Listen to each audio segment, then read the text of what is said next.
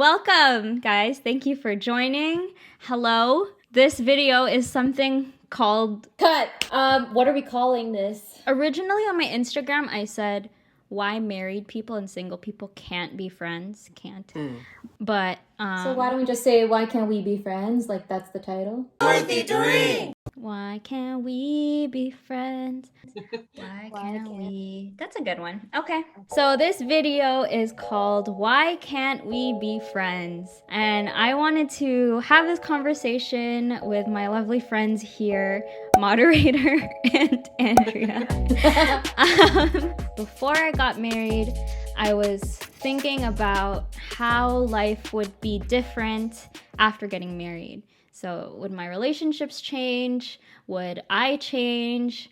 Of course, I knew change was coming, but I just didn't know in what ways things would change. I had heard stories from different single friends and married friends, and I just wanted to ask how your experience has been and kind of just have that conversation, get different perspectives, see what the vibes are.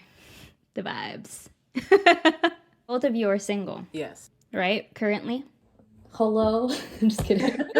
Let me confirm. The last time I checked, that was. I'm single. You guys are... Or I'm single. We're I'm married. You guys are single. Yeah, let me get that right.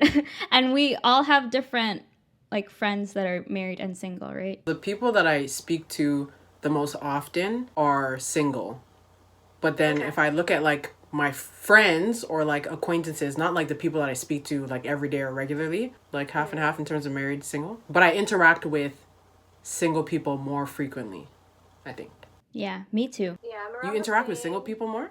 Yeah, my closest friends are all single. Well, one is engaged now, so my other closest friends are all single. So, Andrea, how do you feel about married people, interacting with them, conversing with them? Generally, it's not... I don't get like super bad vibes or it's not like super uncomfortable. Like my biggest value is being considerate. So I'm usually trying to be considerate of other people. I don't know if they're necessarily trying to do the same with me. But I usually try to be pretty chill with like conversation. If you're married, typically you're going to talk about being married. Like that's just going to be a big bulk of your life. But there have been some just things that like stick out and in my mind and that have rubbed me the wrong way. Like having conversations with like newer people that I've met. As soon as I said that I'm not married or I don't have kids, it's kind of like, well, there's no point in talking to you anymore. Actually moving their body, like I can't, like you have nothing to contribute to this conversation. Maybe I'm exaggerating it so it seems like a little bit more intense, but you can definitely feel that they just lose kind of interest in speaking with me. Or they just don't know like what to talk about. Like I haven't been single in a long time, so what do single people talk about? And just like mentioning things like, oh, you know, one day like it'll happen for you, or I hate that. just a typical like you're so great, like you're so wonderful. I wonder, you know, who you're gonna end up with. Like I me too. Like I don't. So those types of like odd things, or just feeling like they can't have conversations, or I think married people with kids is a little bit more difficult as well because they'll talk about their kids a lot, and I don't find children that interesting. Like what formula you're using, I don't care. Like that type of stuff, your potty training, I don't care. So that type of stuff, I'm like, that's nice, but it's not like interesting conversation. Do you get along with kids though? Yes, like I used to do camp a lot, so I think I've just gotten tired of like that fun like go mode. I also don't like small talk or like meaningless chatter, and you kind of have to do that with kids. So I want to talk about like interesting, real, like meaningful stuff, and you can't really do that with like a 6-year-old. That's my cop out though with when it comes to like hanging out with parents with kids. If they have kids that you can play with, then like you don't have to talk to the parents at all. Or dogs. Or dogs. Oh, Yeah. As soon as I got a dog, like my parents started talking to me through my dog. So they'd be like, oh, so Bailey, what did you do today? And I'd be like, yeah, Bailey, answer. I kind of like that idea in terms of like, there are a lot of things that we hear, actions that we observe from whatever perspective we are observing from, backing away or now kind of avoiding conversation. So like body language of, I'm trying to get out of this conversation because now I feel like we don't have anything in common, or the cop out in terms of like trying to find that commonality. So what are other things in terms of comments that you hear that you feel like they're trying but it's not exactly hitting?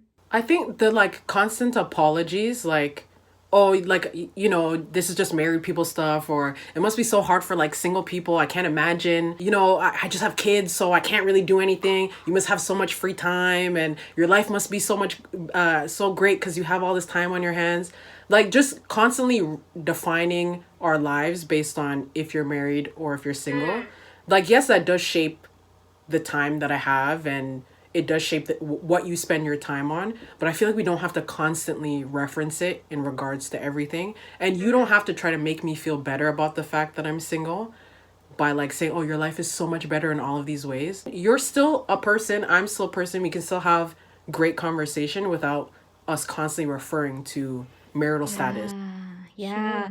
But that comes up a lot where it's like, oh, at least you have this, especially with COVID. Like, at least you have this. At least you have this. It's like, okay, yeah. But like, you're not really listening to where I'm actually coming from because you're thinking about all these other things that you think define me as a person. Unless I've like opened up that conversation that like I'm really struggling in this area of being content with either being single or being married, then that type of encouragement is, well, look at these blessings that you experience as a single person. That's helpful. But just in general, I feel like the constant perspective is that single people are always sad and miserable and desperately in need of married people to encourage them, which is not necessarily the case. Like, sometimes I'm just good and we don't need to talk about it. That made me think of like a conversation I've had with someone single when I wasn't married yet, and them saying like, oh, at least you have someone.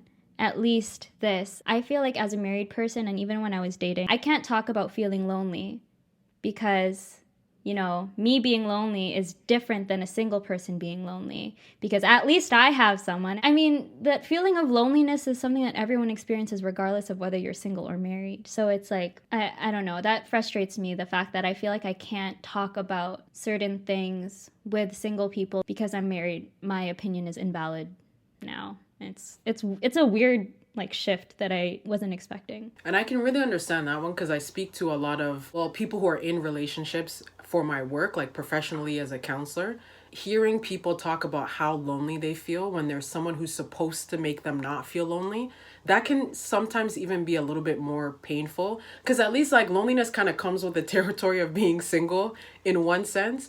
But when you're supposed to feel like I'm constantly kind of cared for or supported and your partner doesn't meet those needs kind of 100%, that level of disappointment can be really, really painful. So I feel like there's just like misunderstandings in terms of the pains and the joys that both married people and single people face, like not really connecting, both camps not connecting and supporting each other in those differences. Mm-hmm. Yeah, it's kind of like the idea where two completely different seasons, two completely different things, where in actuality, like, it's not that we're suffering the same things, but we are going through that similar process of loneliness, and we might actually be able to combat it in a similar way. You remember, moderator, when this is like, in the House of Commons when they go like, yes, Madame, Madame whatever. It was a few months ago, and I was like just venting about something to you about feeling stuck, and then you're like, oh wow, like I'm feeling the exact same way. And like, even though we're in completely different circumstances, like we still had those same feelings. Mm-hmm. I think that's the biggest thing that makes friendships work regardless of what your relationship status is. It's like being able to find that common ground and empathize, and not say like, just because you're in this imaginary box, you can't step out of it and meet me where I am. It's, yeah. Mm.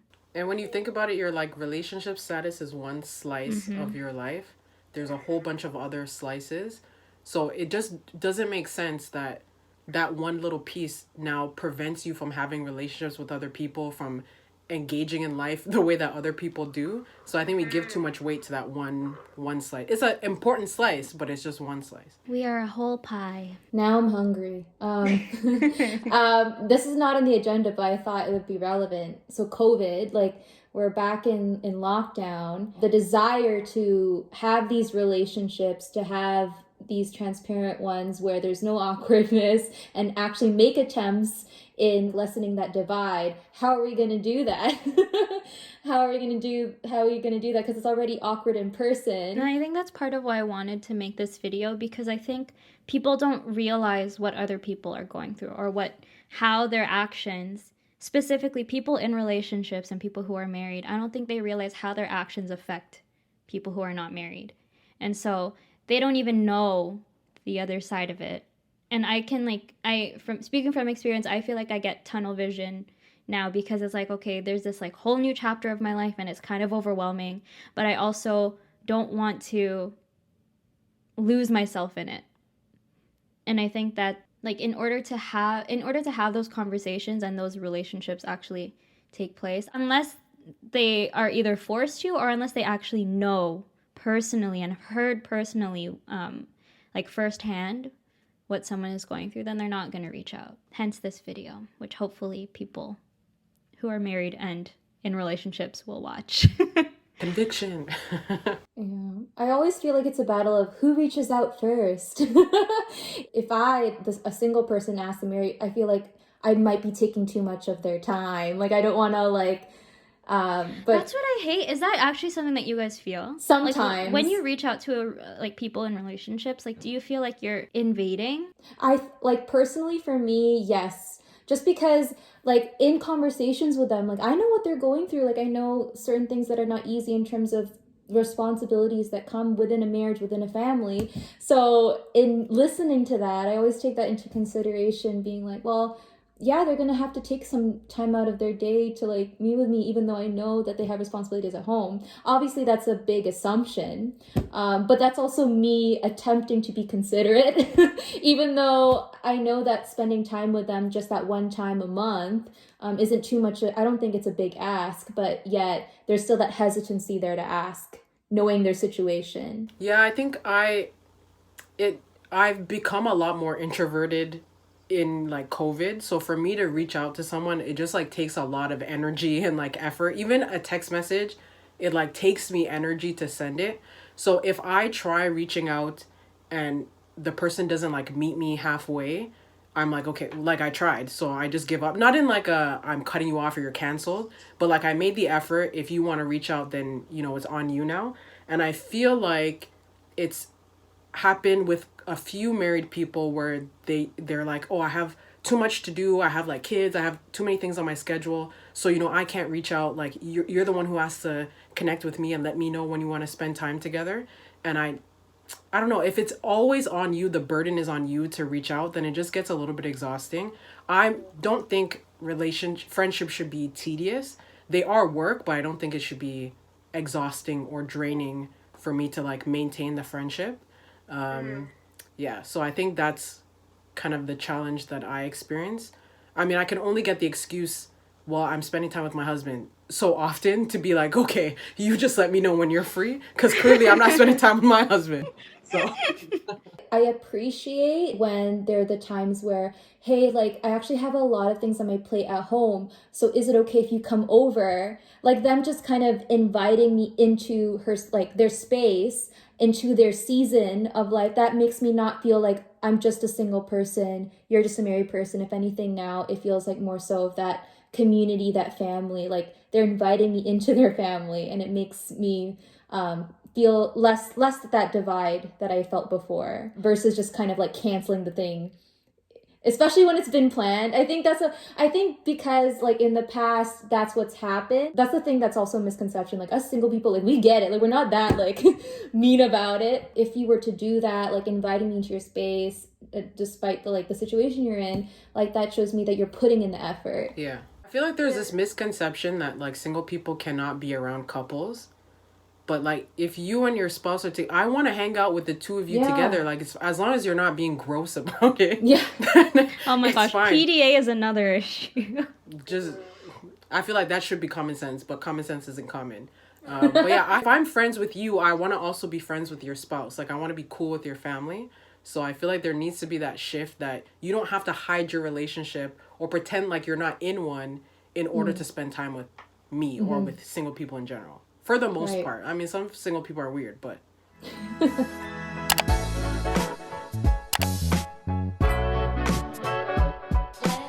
Bye.